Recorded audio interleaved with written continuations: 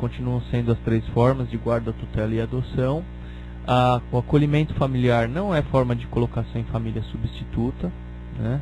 O acolhimento familiar é uma hipótese que se substitui ao acolhimento institucional. É uma forma que a lei agora reconhece e que tem por finalidade substituir o acolhimento institucional que nós conhecemos como abrigo, né? Então, o abrigo deixa de se chamar abrigo, passa a se chamar acolhimento institucional. E temos então o acolhimento institucional e acolhimento familiar como medidas protetivas, que diferem, logicamente, da colocação em família substituta. Vamos aprofundar isso quando começar a falar mais de acolhimento familiar. Nas situações de colocação em família substituta, nós temos então algumas alterações que dizem respeito à entrevista da criança ou adolescente com técnicos da Vara da Infância e Juventude, sempre que possível, no parágrafo 1º do artigo 28, e também a oitiva do adolescente pelo juiz, no parágrafo 2º do mesmo artigo 28, ambas situações que já eram consideradas na nossa prática, vivência prática do dia a dia, mas que mostram a intenção do legislador de conferir uma consideração sobre a vontade da criança ou adolescente no que tange à colocação dessa criança ou adolescente em família substituta. Também está estabelecida isso no parágrafo 5º do mesmo artigo 28,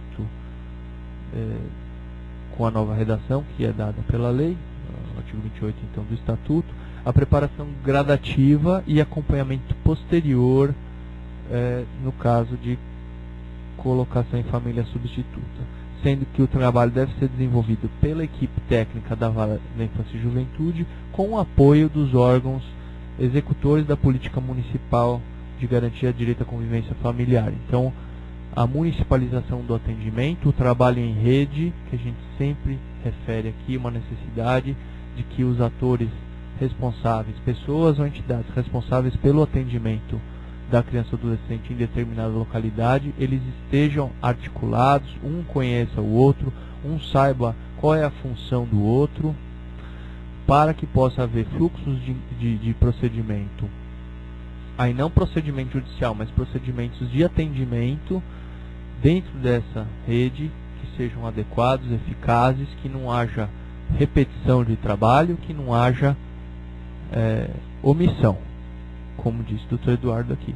E acho que andou bem mesmo o legislador quando coloca alguma separação. Acho que poderia até avançar, né?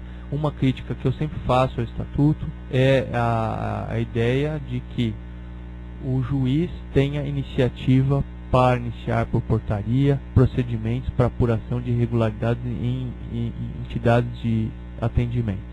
Me parece que seria melhor tirar essa legitimidade ativa do juiz, na medida em que isso afeta a posição dele enquanto órgão imparcial, que deve ser, e atrapalha realmente a nossa atuação quando a gente tem que bater o pênalti e defender, né? Não dá, jogar de um lado e jogar do outro também. Não que sejam posições contrárias, mas que cada um tem o seu lugar, né? E o lugar do juiz é de decidir, né? Não é de investigar, não é de entrar com ações. E isso, na verdade, seria uma distorção.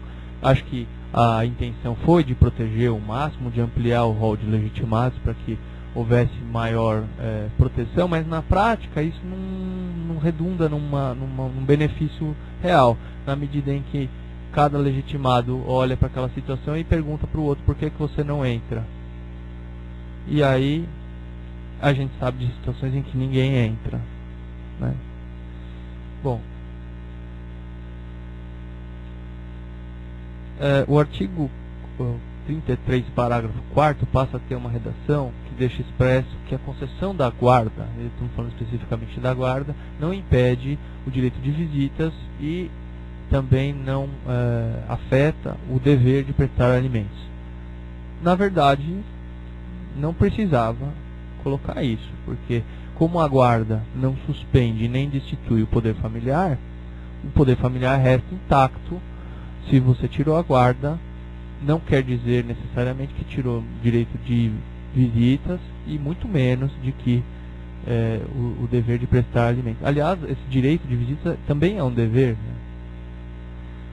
E muitas vezes ele é tido como direito, especialmente nos conflitos familiares, a gente vê nas áreas de família, eu quero exercer o meu direito. E tem muitas mães que às vezes chegam e pedem, falam, eu quero que o meu marido visite, ele não visita.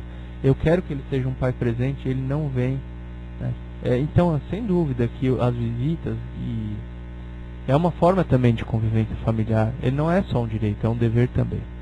O pai e mãe que não são destituídos do poder familiar, portanto, estão privados eventualmente da guarda, mas não estão impedidos necessariamente de visitar. E, portanto, as visitas são regra, não é? E não a proibição de visitas é regra, que muitas vezes a gente vê.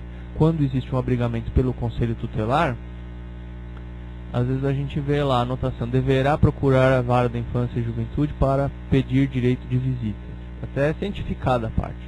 Quer dizer, abrigou e tirou direito de visitas.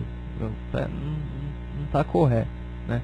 Na verdade, se o Conselho Tutelar entende que não deva haver visitação por algum motivo, deve, ao comunicar o abrigamento agora ao Ministério Público, por força da lei, deve também solicitar que sejam proibidas as visitas.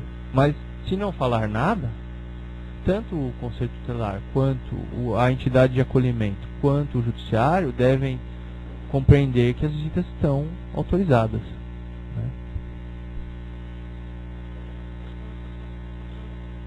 Bom, vamos falar um pouquinho de acolhimento familiar, que eu acho importante dar uma noção prática.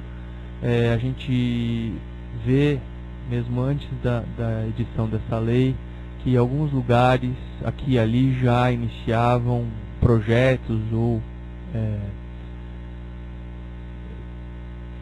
programas, né, de acolhimento familiar.